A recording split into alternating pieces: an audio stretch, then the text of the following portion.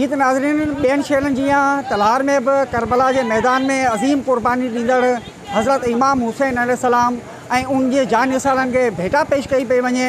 अॼु 7 मुहर्रम राम जे हवाले सां मरकज़ी इमाम बारगाह तलहार खां सभी अज़ादारनि जो मरकज़ी मातमी जुलूस बरामद थी चुको आहे। जॾहिं तलहार पुलिस पारां सिक्योरिटी जा इंतज़ाम बि इंतहाई सख़्तु कया विया आहिनि। मरकज़ी मातमी जुलूस में हर तले लब्बैक या हुसैन अलैहिस्सलाम जूं सदाऊं बुलंद आहिनि। जॾहिं त टाउन इंतज़ामिया पारां जुलूसी गुज़रगान तां सफ़ाई सुथराई ऐं लाइटिंग जो इंतज़ाम इंतहाई बहितर नमूने सां कयो वियो आहे। अचो त इन ई हवाले सां अज़ादारनि ऐं इंतज़ामिया सां ॻाल्हायूं त उहे वधीक बारे में असांखे छा था ॿुधाइनि।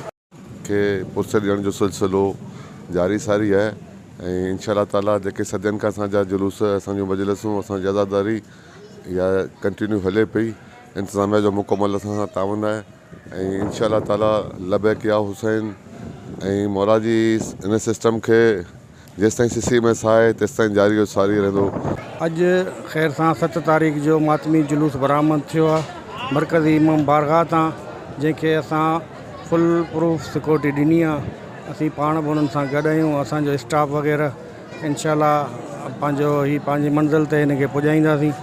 अल्लाह कंदो ख़ैर ख़ैरियत सां गुज़री वेंदो।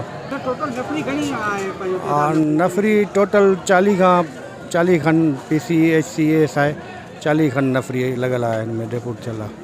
या हुसैन मज़लूम करबला सैयद शुहदा हज़रत इमाम हुसैन अलैहिस्सलाम 1400 साल अॻु में 61 हिजरी में हक़ ऐं बातिल जे जंग कंदे मुसलमाननि खे इस्लाम जी दीन खे बका ॾींदे अज़ीम जान निसारनि सां करबला जे मैदान में 61 हिजरी में शहीद थिया। इमाम हुसैन अलैहिस्सलाम ऐं उन जा अंसार 72 करबला जे मैदान में शहीद थिया। उन जी यादि खे ताज़ा कंदे हर अज़ादार अश्कबा रहे, नंढो वॾो मोमिन जे ज़बान ते है हुसैन या हुसैन जूं सदाऊं बुलंद आहिनि। हिन साल बि अॼु 7 आहे, मौला गाज़ी जी शहादत जी राति आहे।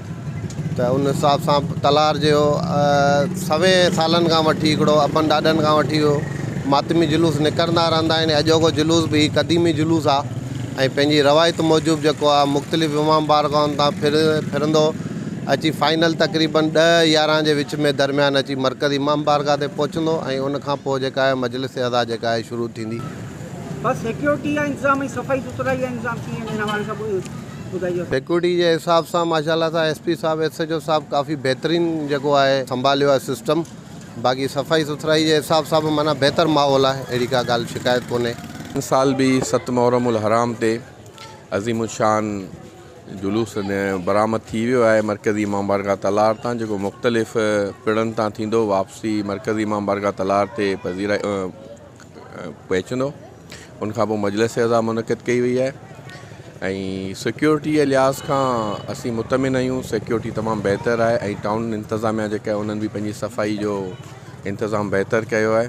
जी राति खां हज़रत इमाम हुसैन अलैहिस्सलाम जी शहादत जे सिलसिले में मरकज़ी इमाम बारगाह तलहार में तिलके तलहार में अज़ादारी जारी ऐं सारी आहे। अॼु 7 मुहर्रम जी राति आहे।